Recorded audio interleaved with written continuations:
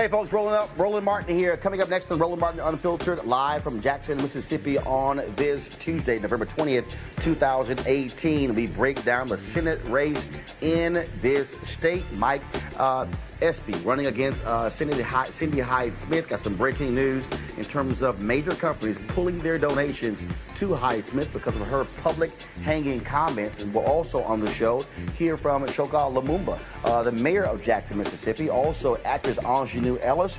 Plus we'll also hear from Mike Espy. Today he was actually at a pastor's prayer rally right here in this room, and so we'll hear from them as well. Plus Congressman Jim Clyburn of South Carolina will join us talking about the race for leadership in the U.S. House. And we also talk with the head of the National Medical Association. Yesterday, a black doctor was gunned down at a hospital in Chicago by her former fiance. Domestic violence leads to the death of several people in Chicago. We'll have those details as well. Folks, we've got a packed show from Mississippi. Also joining me on the show will be the daughter of Medgar Evers, talking about the importance of voting.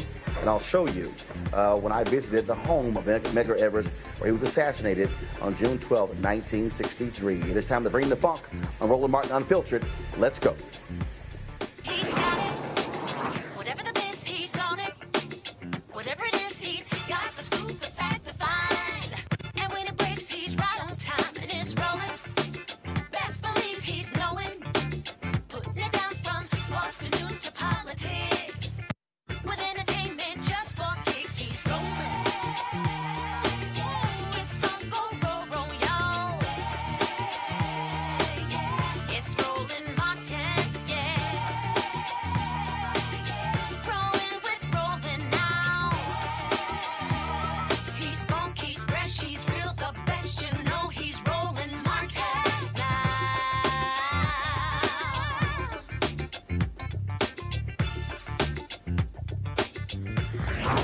Martin. All right, folks, 7 days before the U.S. Senate race in Mississippi takes place on November 27th, pitting former Department of Agriculture Secretary Mike Espy against a Republican incumbent Cindy Hyde-Smith. It is a race where internal polls show Espy is within striking distance of Cindy Hyde-Smith. 944,000 people voted on November 6th for the three candidates. Espy and Hyde-Smith were the top two in that particular campaign, and you had more than 300,000 folks who actually voted for Espy, putting him in the top three. It is a battle for votes trying to replace Thad Cochran, of course, who retired due to health reasons. And so earlier today, pastors had a rally here in this ballroom where I'm at. We're going to show you some of that a little bit later. But here's some other details that's happening, news that came out today. This morning, Walmart announced that they wanted their money back. They had donated several $1,000s to Cindy Hyde-Smith's campaign. But after the backlash from her public hanging comment, they said those comments are not consistent with the values of Walmart or its customers. They want their money back. In addition to some other companies, Union Pacific, Boston Science, have also asked for their contributions to come back. In addition to that, there's a new photo that's going online with Cindy Hyde-Smith dressed in Confederate gear. This was shot in 2014. It was posted on Facebook, and this is what she said, quote, "Mississippi history at its best." Well, the reality is if you're black, it was not its best when it comes to the Confederate. Of course, you might remember Jefferson Davis was a United States Senator from Mississippi, and he left the Senate to become leader of the Confederate. Well, we call him America's greatest domestic terrorist, but Mississippi is very much in love with their Confederate history. In fact, Governor Phil Bryant declared April to be Confederate History Month. Yeah, and also this is the same state that continues to have the Confederate symbol in their state flag, on the state's flag, the last state in the Union to do so. As I said earlier today, more than 300 pastors were in this room meeting to show their support for Mike Espy and his campaign. They also got their marching orders in terms of what they wanted them to do. And so we're going to show you a couple of those videos. So first off, let's go ahead and play that first video from earlier today, folks, at the pastors' meeting here in Jackson, Mississippi. You know that we're going to be debating tonight, God willing, in about 5-6 hours. Yeah, man. And that thing is strange because, you know, after the election, they didn't think that we would be in the running. You know, they thought that this thing would be over. You know that they had all hotel rooms already booked out to go back to Washington. But you said, with your prayers, and with your votes and your support, you told them not so fast. Not so fast. Mississippi's got to change. Mississippi got to change. We have no more time to wait. Yeah, man. We had someone to make these statements. And you know what they were. I'm not going to repeat them. Yeah, man. Her statements went viral in the last 5 minutes after she said it. Everybody heard it. Yeah, man. They heard it at Jackson State about suppression. Yeah. They heard it at Rust Yeah, man. Yeah, man. about the other school. They heard it at Alcorn. Is that the liberal college she talking about, Betty? I don't know. Everybody heard it. But also the corporations heard it. And the good folks of Mississippi of Goodwill heard it. And everybody knows that we don't want to go back. Don't want to go back. So tonight I'm going to be thinking about the veterans and the seniors and the students and those infirmed and those who just want to do it better and those who are not going back. Yeah, man. Yeah, man. And I'm going to think about somebody else. I'm going to be thinking about my mama. Now, she is gone to glory. Yeah, man. But my mama, I remember her.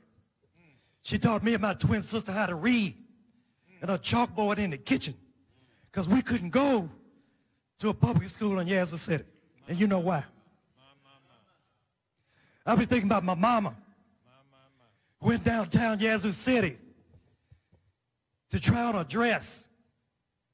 And on it, so I told her, Willie Jean, if you try it on, you got to buy it. Because those who coming behind you, they may not want to try on what you just tried on. And I remember when she went to the shoe shop, Roland, and she said, I want to try on these shoes. And I said, well, Willie Jean, if you got to try them on, you got to buy them. Because they may not fit you and nobody's coming behind you. So I'm going to be thinking about Willie Jean. I'm going to be thinking about your mamas and your daddies. I'm going to be thinking about my matriarch, Fannie Lou Hamer, who fought and bled and died in Ruleville, Mississippi. You know, when I decided to run back in March, I didn't know that whatchamacallit was running. I didn't know who was running. But I decided to pay a visit to Ruleville. And you know, she's buried in Ruleville, and she's got a big statue there. I'm talking about Fannie Lou. Yeah, man. And Roland, we had I was by myself. I didn't have drivers. I didn't have staff. Nobody but me. Yeah, man. And I went to her gravesite, and if you haven't been there lately, it's surrounded by a chain link fence. Yeah. And it was locked. I was surprised it was locked because it was a Saturday afternoon. But nobody was there. Yeah. And so I'm going to admit something to you tonight. I got a little screwdriver out of my car. And I picked a lock because I wanted to be with her alone. And that gate opened. And I closed it behind me, and I put some money in the collection box so they could fix the lock that I just broke.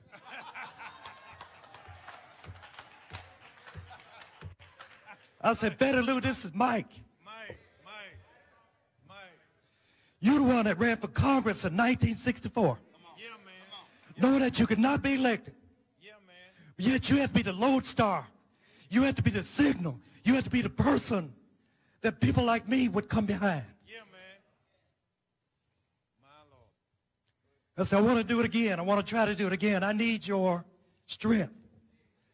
I need your prayer. I need your spirit. This thing is not easy. Yeah, man. We got 82 counties. Yeah, man. I mean, the second district is hard enough. There's 82 counties, and some of them have not welcomed me. Yeah, man. Yeah. I felt, Roland, a little twinge, a flicker of a spirit in my soul. My. And Thunder Lou said, go on and get it. Go ahead and get it. Go on and get it.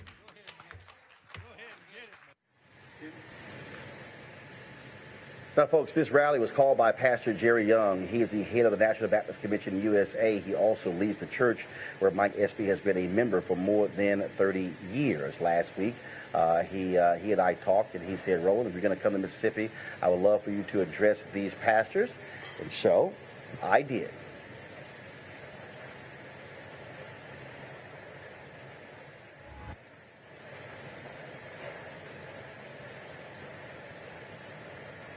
This is a different state in a different place when it comes to our people. When I landed on Sunday night, got my rental car and was driving and waiting on my crew to land 2 hours later. What I initially thought of is not what was I going to eat. I thought about when Harry Belafonte talked about him and Sidney Poitier coming to Mississippi and then them being chased from the airport. I think about so many of our ancestors before us in terms of the role that they played. If they were willing to do what was necessary, even though they knew they were not going to see the fruits of their labor. See, what I understand is when I listen to certain people who want to lead, what I look for, people often talk about who was a Moses, who was a Joshua, but see, I look for modern-day Nehemiahs. I look for people who have chosen to survey the land and see that the wall has crumbled, and then they come up with a plan of action to then say how to rebuild that wall, because, see, the wall protects the folks who are inside of the wall. And see, you remember, see, Nehemiah went around and he actually looked at the wall and said, okay, we're going to do this, this, and this. But if you read it again, it says the people said, let us rebuild. Let us do it, Doc. Didn't say let Nehemiah rebuild. Then, of course, as you keep reading the next chapter, you begin to read it where it begins to say that also Nehemiah said, and look, there are going to be some haters, some people who say that you can't make this happen. And I've already heard from some haters who say there's no way in the world a black man could somehow be elected in Mississippi. Oh, he black and Democratic? You've lost your mind. But see, Nehemiah said there will be haters, and he said, ignore the haters, keep working. Yeah, man. And then, of course, when the haters then saw the wall was being rebuilt, they then said, oh, no, we got to stop that from happening. And so they began to attack them. Nehemiah said two things: keep one hand on your weapon and the other hand still working. But the most important thing about when you read Nehemiah is not just the vision, not just what he said, that you got to keep building and there will be haters. The most important part is if you actually begin to read that carefully, it lays out the people who built this portion of the wall. See, which means that if you're on one part of this state, you cannot be concerned about the other part of this state, because if you're ignoring the wall right in front of you, then you are losing sight. See, they could not rebuild the wall if the people right in front didn't build their portion of the wall. And the person next to them build their portion of the wall. And the person next to them, they'll build their portion of the wall. The reality is no wall can be built if you don't do what's right in front of you. Which means that no one can win if you can't mobilize and organize just where you are. Which means that if you can't organize yourself, organize your family, organize your street, organize your block, organize your neighborhood, organize your city, then you will not be able to rebuild the wall. It requires those of us to have a vision, to follow modern day Nehemiahs, and then to do our part to rebuild the wall just in front of us. Because if we don't, then we have nobody but to blame ourselves. If we don't, we can't say it's somebody across town because we didn't do your part. I dare say the only way we can actually be truly effective, the only way we can honor our ancestors, the only way we can actually make a change for the better, if people of conscience, people of faith, people of African descent have the willingness and the guts to stand up and fight and look folk in the eye and say, you can say anything you want about public hangings, you can joke about voter suppression, or you can make all these other different comments, but you are not going to withstand the kind of pressure that we're going to bring to bear on you when it comes to our future, when it comes to what is happening, when it comes to what is needed, that we are going to fight and fight and fight, and like Frederick Douglass said, agitate, agitate, agitate. And then you also must follow what my frat brother Vertner Woodson Tandy, one of our 7 jewels, said to the Brothers of Alpha in 1937 when he said we need more brothers dealing with the issue of the Negro problem. He looked them in the eye and said, brothers, we will fight until hell freezes over, and then we will fight on the ice. All right, folks. Again, 7 days before folks go to the polls here in Mississippi, lots of attention. But the importance of voting for African Americans is not new to this particular state. You heard Mike Espy refer to Fannie Lou Hamer in that particular speech. Also, one of the folks who was very much involved in the battle for civil rights and voting rights was, of course, Medgar Evers. He was the field secretary for the NAACP here in Mississippi, Army veteran, who was assassinated in his driveway as a result of his fight for the rights for African Americans. And joining us right now is his daughter, Rena Denise Evers. Did your whole government name? Your mama would be happy for me to hear that. First of all, how is your mother, Merle Evers Williams? She says hello. She is doing much better. She's very happy to know that I get to see you face to face, and so I'll give you a hug afterwards from her. All right, I certainly appreciate that. And she said keep going with what you're doing. Absolutely, will do. So let's talk about, again, that importance of voting. I tweeted a photo when I dropped by 2332 yesterday, and I said, your father gave his life. And someone said, no, Roland, his life was taken from him. I said, no. I said, you don't understand. I said, folks like your dad knew what they were facing. Yeah. And they knew what they were coming after. They knew the folks who they had a bullseye on their back because they dared to say the freedoms that he fought for in the United States Army for other folk, black folks deserve those same freedoms. Exactly. And, you know, thank you for saying 2332 Guine Street, even though it's Margaret Walker Alexander now, which is wonderful because it's named now, what was it called in? Guines. Guines. Spell it? G-U-Y-N-E-S. Ah, that was a street. That was the name of the street then. Right. Okay, got it. Right. Okay. But Margaret Walker Alexander lived up the street. Ah, so the street was renamed after her. Got it. Okay, yes, cool. All right. Which is wonderful to know now, but as a kid, you didn't know who all was up on the street and who was in the neighborhood, like Constance Motley. You know, talking about the given his life, they have, the civil rights activists and other activists, given their lives as opposed to being it taken away. You know, from a personal daughter view, it was taken away as a kid. But as you get older and you understand all that they were doing, especially my father was doing, he knew what he was doing, just like you said. And they knew what they were doing. The threats that came in all the time into the house, the threats that came to us in person, was critical in shaping my father's steps, because he knew that he was putting not only himself in danger, but his family in danger. But as he said in an article in Ebony, you know, he lives in Mississippi, and he won't leave Mississippi, because this is where it starts. It starts of not just reconciliation, but understanding of respect and rights, God-given rights. And so going through being taken, God takes you, but also what I know for sure is God gave him his mission, and he was fulfilling his mission. It has to drive you crazy, knowing full well what your dad was doing, and to hear people say, I don't vote, it means nothing to me, or this is a waste of time, voting changes nothing. I had somebody post earlier something Malcolm X said. I said, well, first of all, dude, you can't even remotely talk about what Malcolm X was saying in 1960 or 61 or 62, 63, when black people were still trying to even get their right to vote. And so how does that has to irk you, knowing full well just the hell that your dad went through and your family went through and black folks went through just to be able to register and have folks say, man, It's a waste of my time. Not just to register, but to pass the test that they had to pass at that time. Yes, it more than irks me.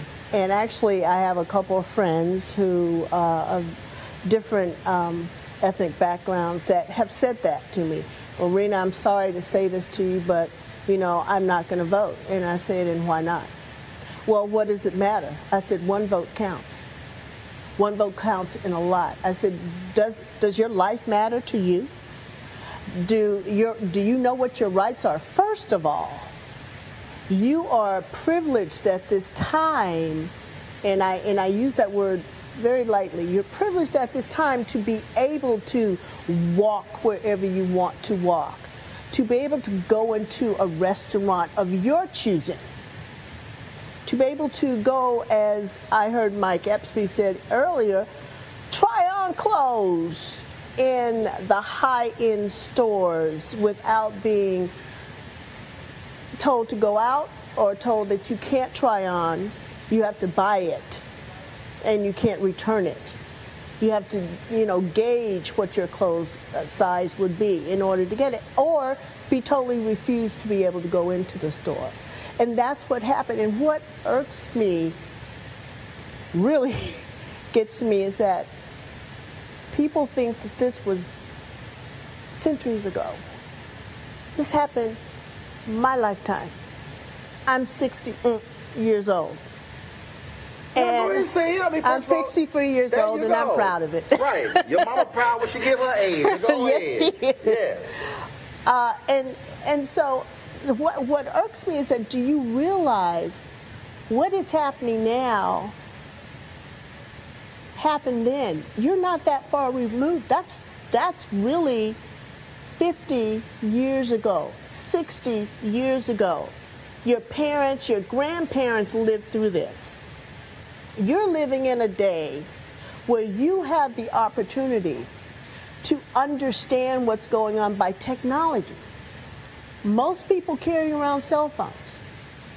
Cell phones are little computers that give you the knowledge that all you have to do is say, hey, Google, ask about the 13th, 14th, and 15th Amendment. Mm-hmm. Ask about slavery. What are those amendments about? Reconstructive, right after the Civil War. That was the whole purpose of civil rights, of the movement. And the movement started not in the 1900s. It started actually right after this country in 1700s, the late 1700s, early 1800s. So my real concern, not my real concern, my focus, and so many of us are about educating about why you need to do this. You need to understand that what so many people died for because of their beliefs and their commitment to you in this generation, in next generation, that should make an impact on you. You should want to go out and give your voice to what your life is about. You pay taxes. Now, some of you might say you don't pay taxes, but everybody pays taxes. You pay sales tax, don't you? So where do those sales taxes go to? They go to what the government decides is going to be good for you or not. What programs, the younger children are not being able to have after-school programs. They're not going to be able to have programs that they consider electives. Mm-hmm. So those taxes are being utilized for what? And so I just, to go back to, does it irk me? It has a fire in me that it had, I believe, in my father, in Amzie Moore, in Sam Bailey, in Vernon Damer, in Fannie Lou Hamer, and so many, because they were at the podium all the time. It didn't have to be a podium. in front of a large audience. It was each and every one, and that's what we have to do, to educate about your rights.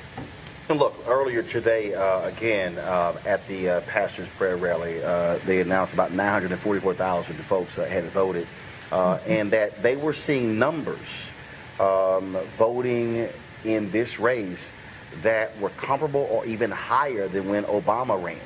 So you got black folks in Mississippi who are energized, but clearly for Mike Espy to win, he's going to need a very, very high turnout of people in order to do so. And so I just want folks to understand it's not like people are ignoring this, but the reality is, again, for me, I'm still a firm believer that even one person sitting at home, not using their power, to me, it makes no sense whatsoever. It doesn't even make sense, because in a year after a bill's been passed, whether it's about your health, whether it's about your housing, whether it's about school, your school debts, it's going to affect every single person. So sitting and waiting for a major election such as a presidential election does not help us at all in the everyday life that we're living. And so you need to be going out and voting when it comes to your local officials, when it comes to your state officials, and all the government officials. And so this race is critical.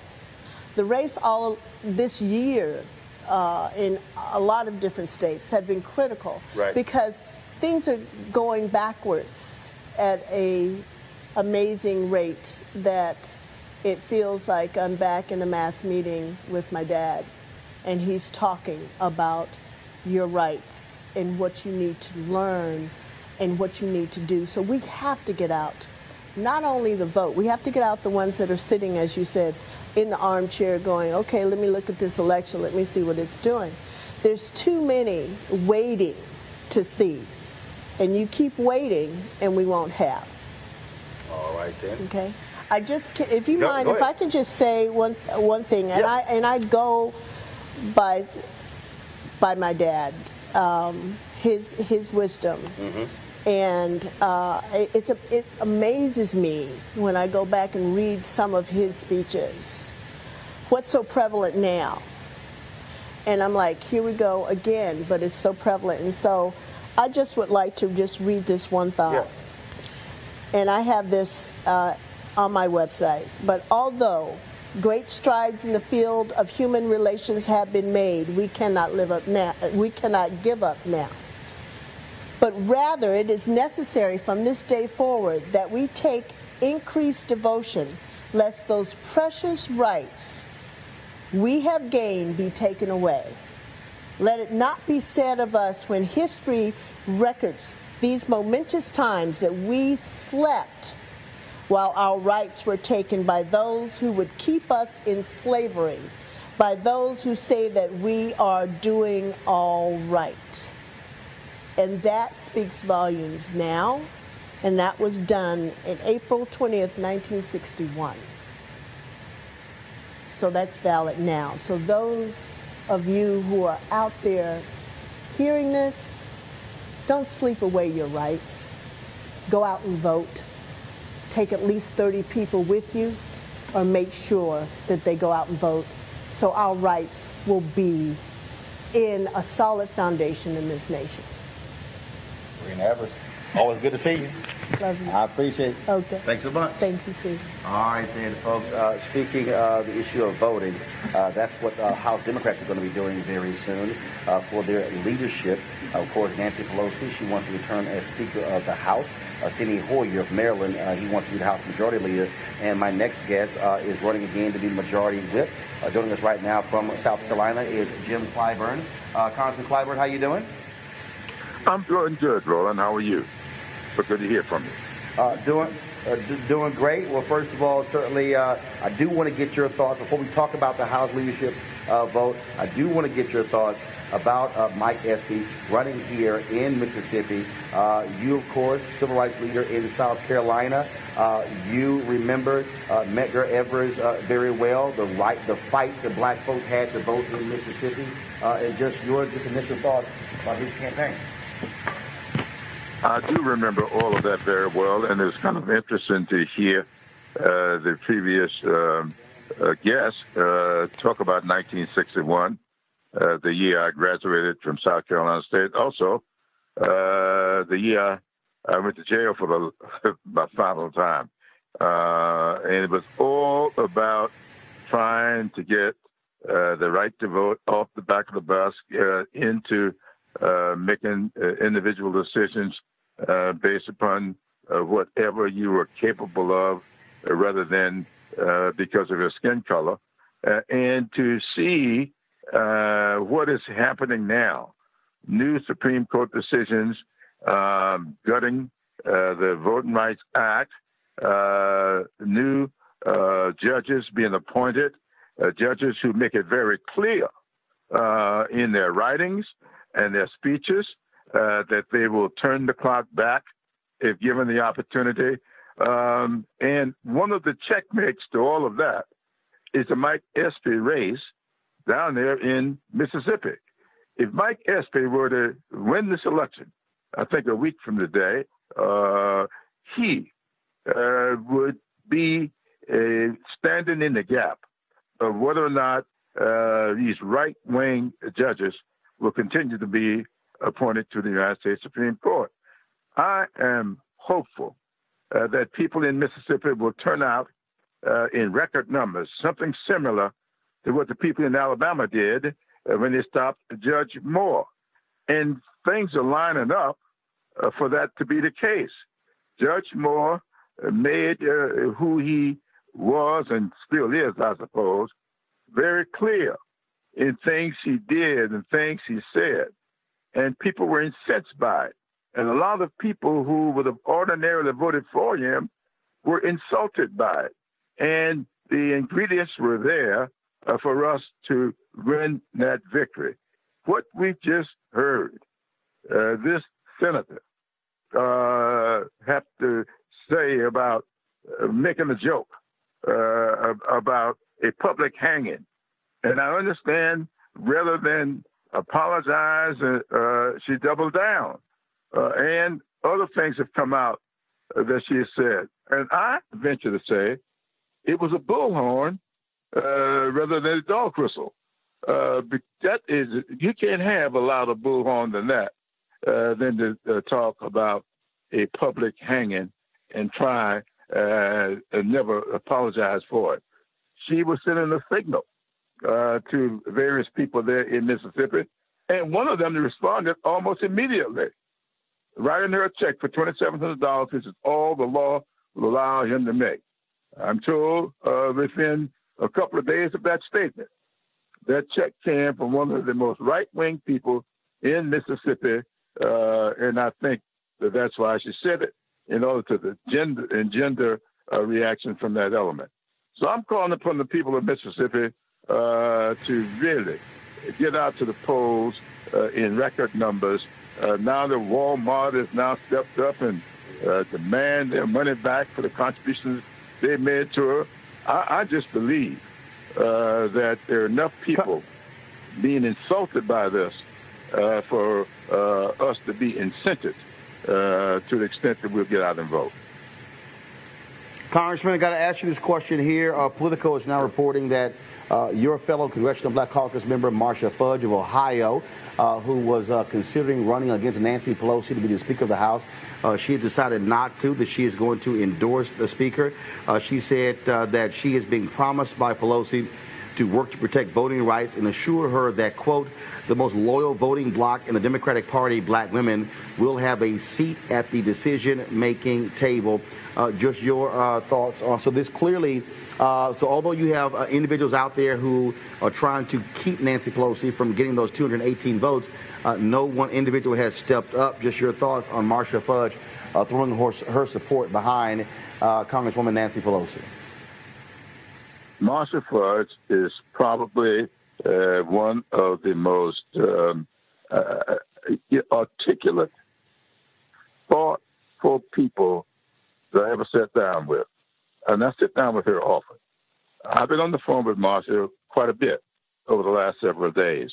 She told me on I think it was yesterday or the day before, that she had been given great thought to how she should move forward, and that she thought that she was going to move away from any thought of running herself, that she really believed that Nancy Pelosi would keep the agenda that she feels is important out in the forefront of our caucus, because she is very, very interested in voting rights. I've seen Marcia Fudge just get very emotional when she talks about how the 1965 Voting Rights Act was gutted. When she talks about diversity, Marcia was very, very engaged in Stacey Abrams' campaign down there in Georgia. And she called me when she saw that statistic that indicated that 76% of white women in Georgia voted against Stacey Abrams.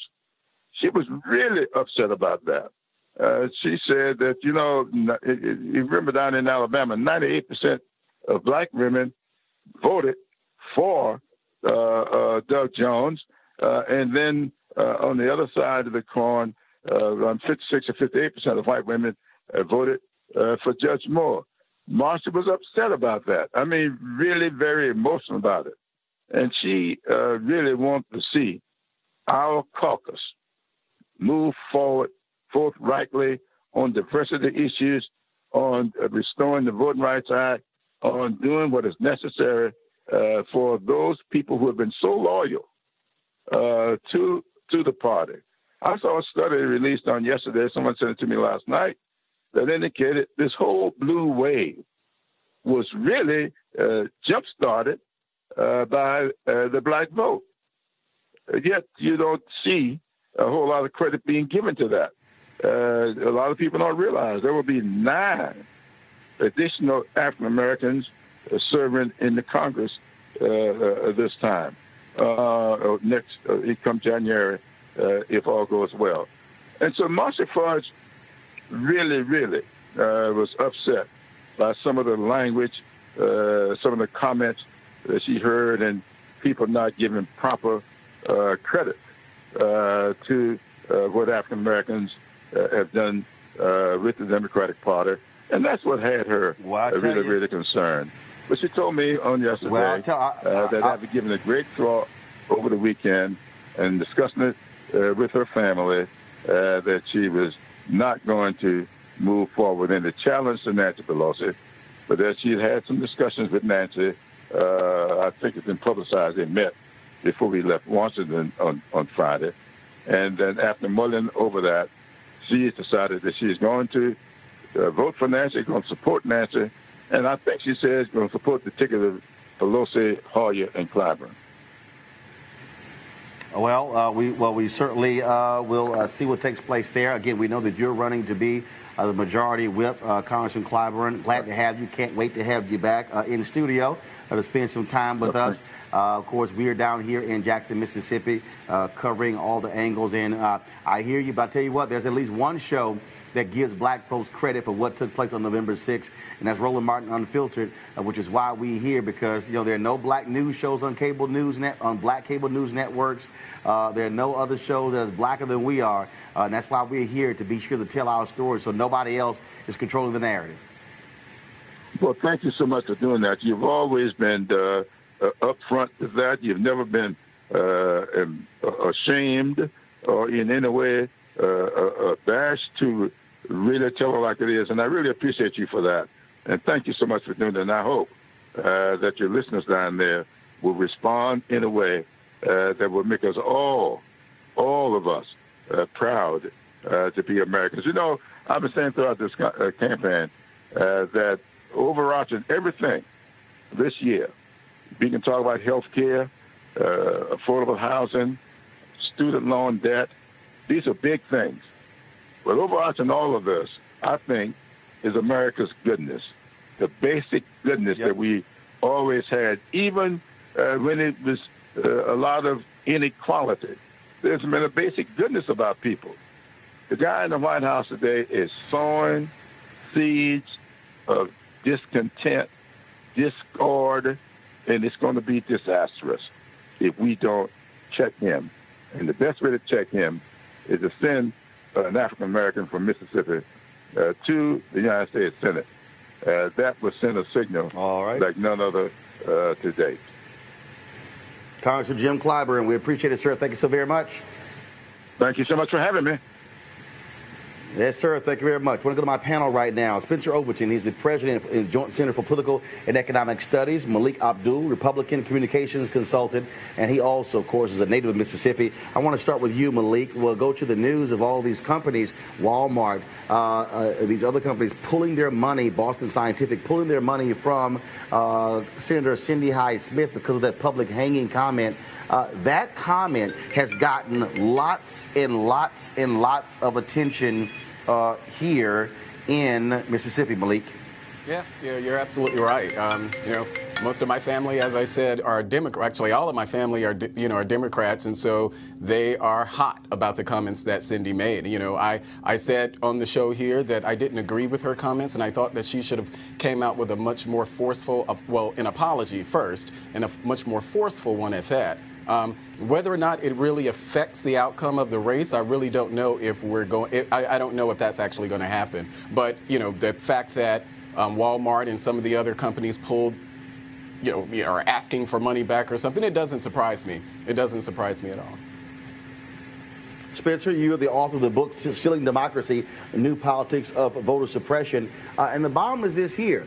We know that voters, whether you are white, whether you're black, whether you're Latino, people respond to things in a much different way. And the reality is, in the sense that I've gotten being on the ground since Sunday, is that black folks have been very energized and very focused as a result of that public hanging comment. You have others who say, look, she knew exactly what she was saying. Of course, her also joking about voter suppression.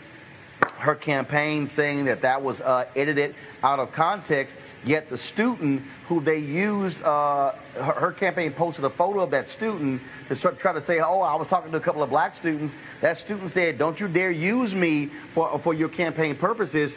And so, again, yes, the polling shows that Hyde-Smith is in the lead, but the reality is a strong black turnout could make Tuesday night very, very interesting.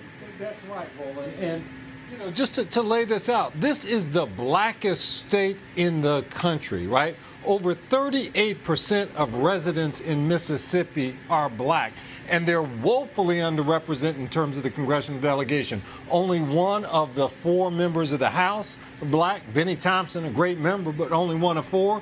And then in the U.S. Senate, there's been no black representation. So folks are certainly overdue, and it's all about turnout. So in terms of if you've got friends, if you've got family in Mississippi, you need to get on the phone and call them and tell them to get out and vote. Let's shift to, of course, the news of Congresswoman Marcia Fudge choosing not to run for Speaker of the House. Bottom line is, Spencer, is everybody scared of Nancy Pelosi?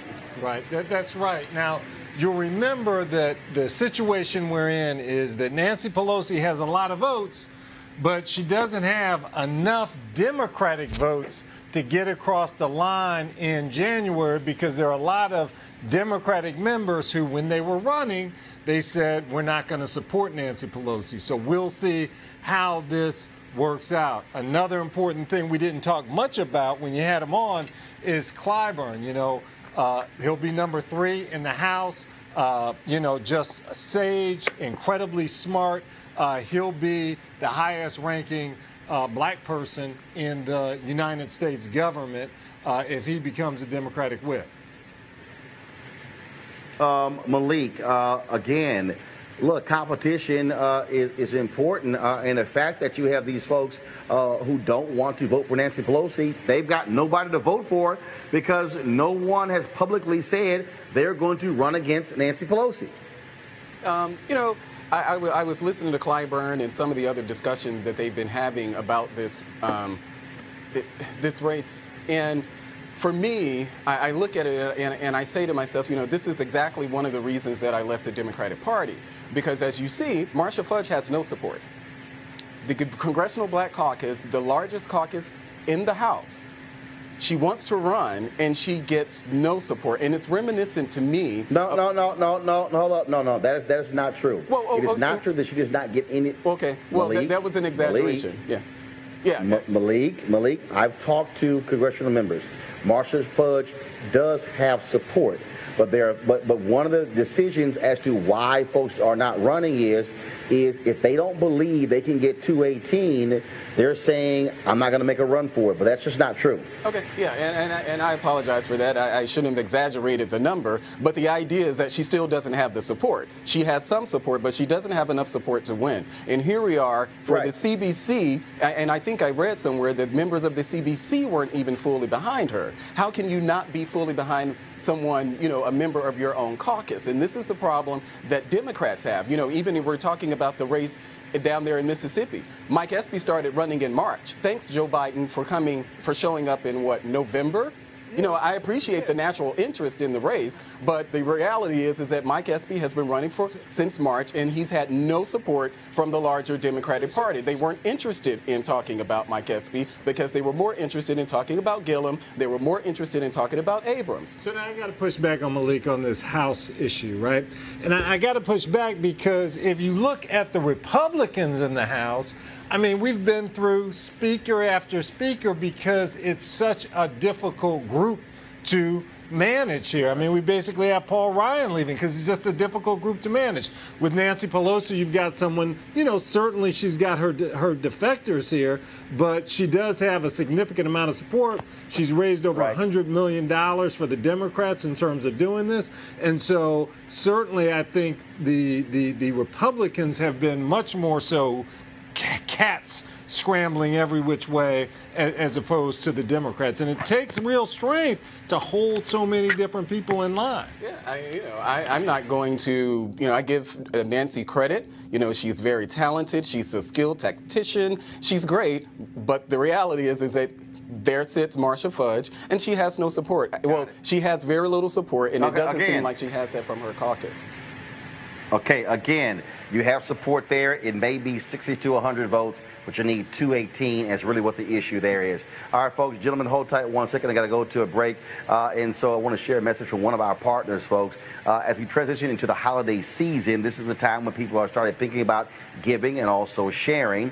And sometimes the best gift is when you actually present an opportunity to yourself. Give yourself your own gift. That's why our friends at Transatlantic Real Estate have created an investment opportunity for the everyday investor involving legal marijuana and crowdfunding. Now, we all know that legal marijuana has created one of the fastest growing industries in the country, no pun intended. Also know that crowdfunding makes it easy to be an early investor of an opportunity, but it gets even better. What Transatlantic is doing is different, and that is their business model is essentially buying the land that supports marijuana grow operations and leasing it to licensed, high-paying tenants. Now, what that means is you will be a landlord of a licensed marijuana farm in a high-growth market. Now, they're accepting investments for little as $300 up to $10,000 before the company goes public. Now, here's what's important. You must complete and confirm your application to participate. Again, complete your application and confirm your application to participate. Now, you can spend all your holiday money on gifts, but what if you get a return on your investment? You could also consider making an investment for somebody else, and that could be their gift. That's a hell of a holiday gift. Now, to get started, go to marijuanastock.org, marijuanastock.org, for you to get into the game. And so we certainly want you to do so. All right, folks, time for our hashtag HBCU Giving Day University. Don't forget, you can go ahead and roll the graphic if you want to. Of course, it is Jackson State University, founded in October 23rd, 1877. One of his great graduates is Walter Payton, also Cornell William Brooks, former CEO of the NAACP, as well as Congressman Benny Thompson and Rod Page, former Secretary of Education for the United States. So as you support Jackson State, go to www.js.ums.edu, js.ums.edu. And graduates of Jackson State, we want you to also give back to help there. Folks, a tragic and sad story out of Chicago where a gunman killed 3 folks, including himself, yesterday at Chicago's Mercy Hospital. One of the folks was a Chicago cop, including a pharmacy technician, but the shooter came there to confront his ex-fiancée, Dr. Tamara O'Neal, 38 years old. She was described as dedicated to her church and her patients. She graduated from the University of Illinois College of Medicine in Chicago just 2 years ago, and had worked as a resident at Mercy for 2 years. Folks, she's now dead. She was shot repeatedly by a man with a history of bad behavior towards women.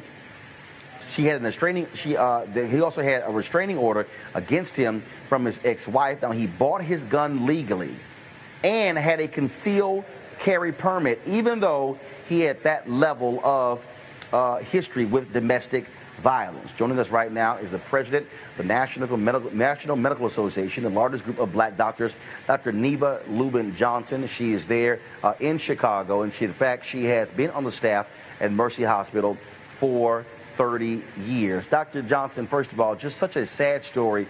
And again, here you have this black woman becomes an emergency room physician. She's out there doing her best, and she loses her life because some guy has this constant issue with domestic violence. Good evening, Roland, and thank you so much for having me this evening. It's truly a tragedy. I did not know her, but I wish I had. From what I've heard about her today, she is someone that I hope we all aspire to be. She was a leader in her church, director of her church choir, and also had a program where she donated school supplies to disadvantaged primary grade children, Dr. Tamara O'Neal. And so, my condolences to her and her family. My heart aches for all the families of those killed yesterday, but also to the patients, the staff, and my colleagues at Mercy Hospital. You are calling on Governor-elect J.B. Pritzker to enact stricter gun control laws. Now, we know, of course, Chicago, they had their gun law that was challenged. And I'm just trying to understand, how can this guy have this history when it comes to abusive behavior with women, yet was still able to buy a gun legally and get a concealed gun permit? And I think that's one of the things that needs to be done. One of the things that needs to be done for sensible gun reform. I mean, somebody who had a restraining order taken out on them should not be given the honor and the privilege of being a gun owner. And I think that's one of the things that can be done. And I'm saying the legislature needs to pass some legislation that he can sign, so we'll have some sensible gun reform. Not only did he have this restraining order, but he also was cited, although not charged, for sending unending texts to an ex-girlfriend. And also, he was put out of the fire academy for aggressive behavior towards women. Well, it is certainly an absolutely sad story. 3 people are dead. The gunman took his own life as well. And it is sickening to actually think about. And we certainly, our prayers certainly go to Dr. O'Neal's family, as well as the other folks who lost their lives as well. Dr. Johnson, will keep us abreast of what happens with the governor-elect there. Anything we can do to help, please let us know. I will definitely do that, and thank you again so much for having me. I really appreciate this opportunity. God bless, and happy Thanksgiving to you and all your viewers. Appreciate it. Malik, I want to start with you. Again, I know people out there, they love talking about the Second Amendment, how important it is. But when you have individuals out there who are abusive to women, who are dangerous to society, for this guy to somehow get a gun legally and to get a concealed gun permit, to me, is absolutely crazy. Yeah, you know, as someone who's, you know, very pro Second Amendment, I grew up, you know, in Jackson. My grandfather would drive around with his shotgun in the back of his truck because he was allowed to do it. So I'm definitely pro Second Amendment. But in this case, and what we're talking about in Chicago, the system failed.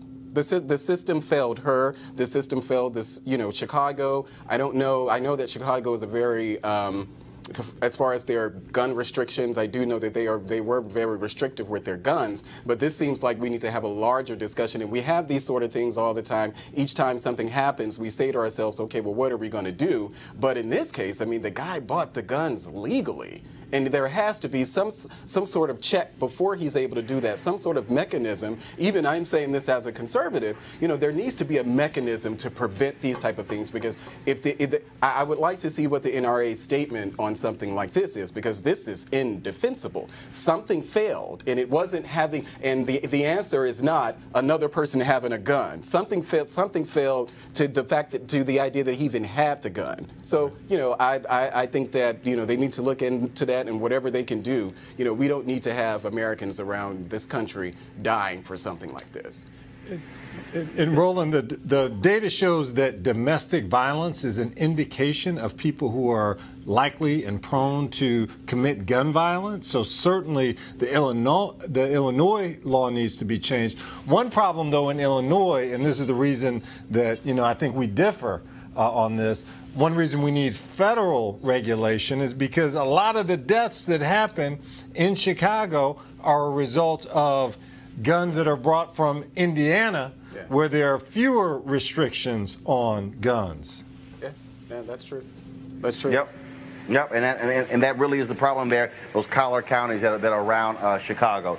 So it's really a sad story. Folks, I am broadcasting live from the ballroom here at the Marriott in Jackson, Mississippi, where earlier today there was a prayer rally for Mike Espy, who is running for the United States Senate. He's going to be debating Senator Sidney Hyde-Smith tonight in about an hour, and so we'll be sharing that on our streaming channels as well. But before that rally, I had a chance to sit down with the mayor of Jackson, Mississippi, Chokwe Lumumba, of course, who succeeded his father, who was elected in 2014. Shortly thereafter, died of a heart attack. And he is considered the most radical mayor in the country. And he said he has a strong vision for this city. And so here's some of our conversation. The first thing I want to start off with, we do have some breaking news. Walmart has announced that they want their donation back from Cindy Hyde-Smith as a result of the public outrage over her public hanging comments. Just your thought about them making that call today. Well, I would commend them for that step. That's one step further than she has made for herself. After being made aware of the repulsive and offensive nature of her comments, which is more concerning than even the comments themselves, is her failure to acknowledge the insensitivity of them. And so to simply cast it away as an over-exaggerated phrase isn't sufficient. If I told you that I was going to meet you on the moon, then that's an exaggerated phrase. But in a state that has the biggest and the history of having the most lynchings in this country, in a state where we still have present-day circumstances where lynchings are a matter of concern, to have the song of Nina Simone, Strange Fruit Hanging from Mississippi Trees, all of those things do not make an exaggeration in this space. And when you, of course, she then said, well, that was a statement about, you know, holding someone in personal regard. And I'm going, I don't quite recall hearing that statement anywhere. I've heard lots of different statements, not that one, by saying that if that person invited me to a public hanging, I'll be happy to be on the front row. Yeah, that isn't anything that we use in my family or any circles that I am engaged in. And so it is an offensive, repulsive statement, and her failure to acknowledge that simply shows the type of mentality she would be returning to Washington with. One of the things that has been quite interesting as I have talked to people, and I've seen this on social media as well, it's amazing to hear black folks say, Mike Espy has no shot whatsoever. And certainly understand the history of this state, understand it's a very red state, understand that, but it comes across as this complete defeatist attitude, as if there's just no way possible, it will never happen, when we can go back to folks in Virginia saying the exact same thing about Douglas Wilder, folks saying the exact same thing about Senator Barack Obama when he ran. There are people who run for mayor of certain cities, the exact same thing has happened. Can you speak to that in terms of trying to get black folks in this state to realize that if you look at the hardcore numbers and then black folks vote their power, it could actually happen?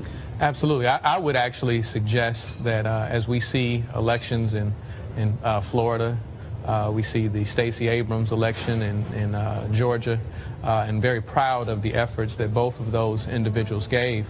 I would argue that a black candidate winning a statewide office in Mississippi, by its demographics alone, that Mississippi is a space where they could be even more viable. And so it requires that we speak to people's issues, that we speak to their concerns, and I believe that this is a very important election, and I believe that Mike can win it. If people get out, if people understand and vote their interest as opposed to just party lines.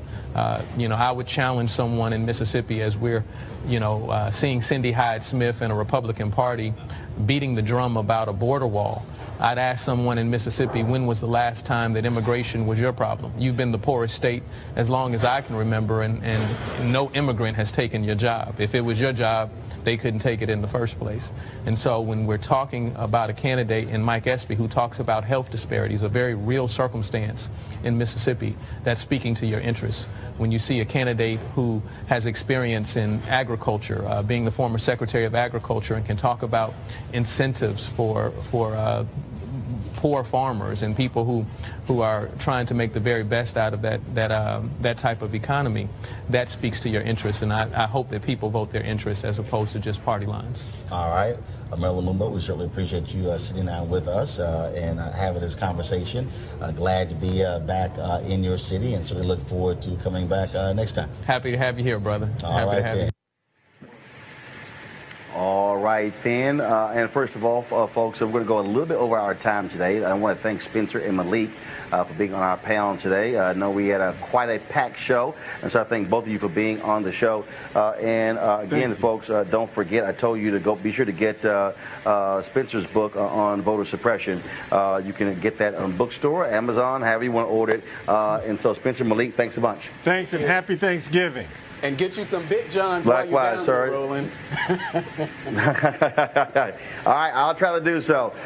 Folks, of course, also, in addition to talking to Chokwe Lumumba, the mayor of Jackson, Mississippi, I caught up with a native of this particular state. She lives in Macomb, Mississippi. Actress Aunjanue Ellis. Of course, you see her on a number of television shows, including Designated Survivor, as well as starring in Ava DuVernay's upcoming movie on the Central Park 5 on Netflix. And here's a portion of our conversation. When you hear black folks say, I don't care, he has no shot, it can't happen, it's a waste of time, how do you respond to that? Because I've actually heard that. Folks have actually said to me, like, he has no shot, it's a waste, he can't win. So in the face of that, you resort to acceptance? That's what you do? I mean, that's your strategy, is acceptance? I mean, what if Fannie Lou Hamer accepted her life as a sharecropper in Mississippi? The Democratic Party would not be what it is today if she did that. If we chose the route of acceptance, where would we be? I mean, I hear this all the time because I get very frustrated in the battles that I choose to fight, because I feel like it's just me and a couple other people that's doing it. And folks tell me all the time, Aunjanue, a lot of times in these movements, it was just a couple of people who were willing to show up with 2 or 3 touch and agree. You know, that's what essentially made a movement, because it was just a couple folks ready. Now, folks came out for the cameras, came out to be in the street because it was sexy. But the folks that were like really doing the work, it wasn't a whole lot of people doing that. Well, the Bible does say the harvest is plentiful, but the laborers are few. The laborers are few. The laborers are few. So I mean, and also I get that. I have a lot of empathy for that, because if you grow up here, and Mississippi is a culture of low expectations, not just for black folks, for everybody. It's a culture of low expectations. So if I grew up here, and one of the first things that we did before we got out of school, instead of we didn't even know about what the SAT was. We didn't know what the ACT was. I had the vocational counselor happened to be a black man, and we were down there talking to him one day about what, I have no idea. And he said to me and Veronica Stanberry, he said, have you guys taken the ACT yet? Have you guys taken the SAT? And we were in the 11th grade, and we said, what's that? What is that? But I tell you what we had taken. We had taken the ASVAB, and the ASVAB is the admission test for the military. So we were good enough to put our lives on the line, but not good enough to go to college, right? So a man intervened in that to show us that we had another path. If I had stayed on this path of what was Mississippi intended for me, I would not be sitting here talking to you right now. There's no way in the world. But I had to have these interventions that came in all these different sort of directions, because this is a culture of low expectations. And all those things, these symbols, these signs, these instructions that are here, that are everywhere. Everywhere you see a Cindy Hyde-Smith sign, you see a Confederate flag. And I'm very clear that that Confederate flag, it is the Confederate flag, but it is the flag of the Ku Klux Klan. Because the Confederacy ended essentially in 1865 at the end of the Civil War.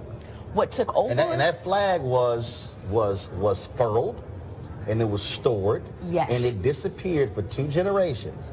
For folks who don't understand the history, the Democratic Party under Truman decided to have a strong position on civil rights.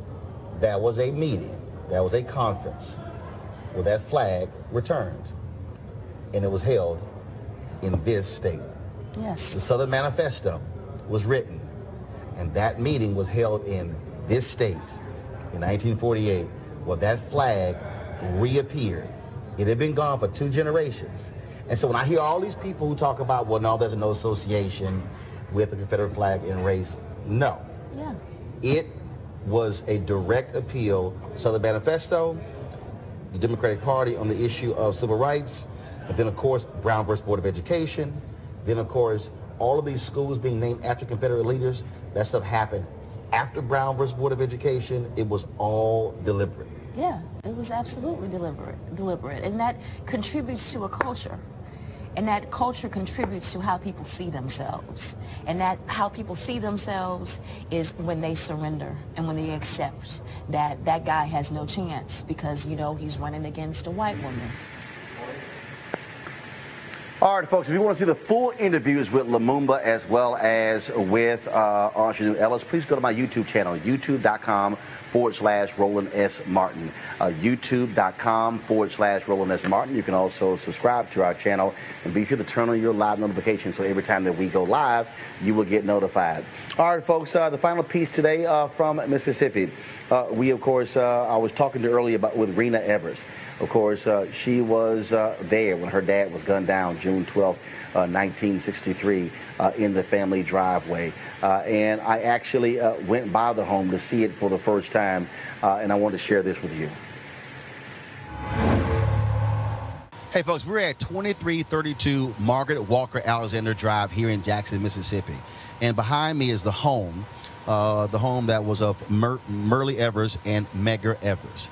Now, of course, he was the NAACP's field secretary and Army veteran of course, who was working to get voting rights and other civil rights on behalf of African Americans. And so, as you see here, this is a part of the Mississippi Freedom Trail. And so you see the sign here that exists that lays out in terms of the home here. And of course, he was assassinated June 12, 1963. And this was placed during the 50th anniversary of the Freedom Rides, which took place in 2011. Now, if you come onto this side over here of the sign, what you will see is an explanation that this was a 3-bedroom home, and it was the first middle-class subdivision built by black developers here in Jackson. So there's lots of information here about, of course, this neighborhood, the home, but also Medgar Evers and who he was. And of course, he major leader. I mean, he was a huge leader here in Mississippi who gave his life on behalf of civil rights. And so what took place, folks, we're going to walk this way. And so what took place the night President John F. Kennedy was giving a speech about the importance of a civil rights bill, what happened was Medgar Evers was coming home. His family was inside watching the speech.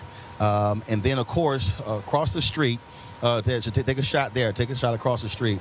Across the street, hiding behind the cross, but in those wooded area there, was a white supremacist, Byron Della Beckwith. And so when Medgar Evers came home, he pulled into the driveway here. And then his car pulled in, and he went to the back of his car to get some items out of his car, some T-shirts and signs. And that's when the shots rang out that killed Medgar Evers. Of course, he was hit. Then, he crawled his way up this driveway right here to the steps where his wife and his children came out. And, of course, it was horrible for them to actually see their husband and father shot and killed. And what you see here, of course, you see here, this, of course, is a National Historic Landmark. And so you see the sign right here that says that the bullet passed through Medgar's body and crashed through the lower left pane of the living room window. So the bullet went through his body and hit the window. And, of course, and it has all the details here. These photos were taken by the Jackson Police Department shortly after his murder. And you see an aerial shot as well where it took place. And so, and it says here that the aerial view shows the Evers home at the very top of the photograph. It depicts where assassin Byron Della Beckwith's car was seen earlier by witnesses at Joe's Drive-In. And of course, spot number 2 indicates Beckwith's hiding place from which he fired the shot that killed Medgar Evers. And so, of course, as I said, it's a National Historic Landmark. And you see some of the other photos that are up here as well that marks. And so the image over here, this was the car that Medgar Evers was driving, the white car. And then, of course, he was shot. And then again, after he was shot, he made his way, crawled under the carport to his family there. Why is this important? Because Medgar Evers was an American hero.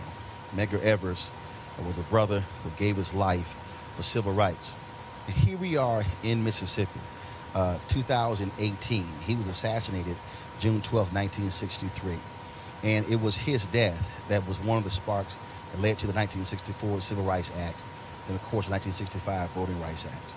And this is a man who, again, gave his life, was fighting on behalf of other black folks. He served his country, served in the military, bled, came home, but could not enjoy those same freedoms. And so here we are in 2018, U.S. Senate race. African-American Mike Espy is running for the United States Senate. The election will take place on November 27th. And for a lot of people out there, they say, well, I don't really see why it matters. The reality is it matters because we're standing on hallowed ground. We're standing on the very place where Medgar Evers died in order for people to have the right to vote. Now, you might not say that doesn't mean anything, but the reality is a wife, children lost their father in order for us to have the right to vote. I don't care who you are. I don't care if you think that politics doesn't matter. If you say you don't vote, then the ancestors, like Medgar Evers, are crying out Because why did they give their lives in order for too many of us to stay at home, to sit on the couch, to complain, to say what should happen and what isn't happening? The reality is he understood the power of that ballot. And the reason he was assassinated is because people like him were scared to death of the day when black folks utilize that power. Folks, stay woke, be woke, and vote. In Mississippi, November 27th, every single black person in this state who is registered should be lining up at the polling station to vote, because Medgar Evers gave his life to make sure you had the opportunity to do so. All right, folks, that is it for us broadcasting live from Jackson, Mississippi. We certainly appreciate all the great hospitality we've had here, the Marriott Hotel, all the staff here. They've been phenomenal. Also, of course, the folks from the Prince Mason Lodge as well, and the NAACP where we broadcast on yesterday. Thank you for all the guests that we have had. Thank you for also watching. Please be sure to share our content. First of all, we want you to keep supporting Roland Martin Unfiltered by going to RolandMartinUnfiltered.com and joining our Bring the Funk fan club. Your donations to our fan club actually make this show possible, make it possible for us to be able to be on the ground, traveling across the country, and then being able to share these stories, these critical stories with you. And so we certainly appreciate it. Tomorrow, folks, on the show, my special with actor, yes, actor, musician, philanthropist, producer, John Legend. The conversation we had in Los Angeles.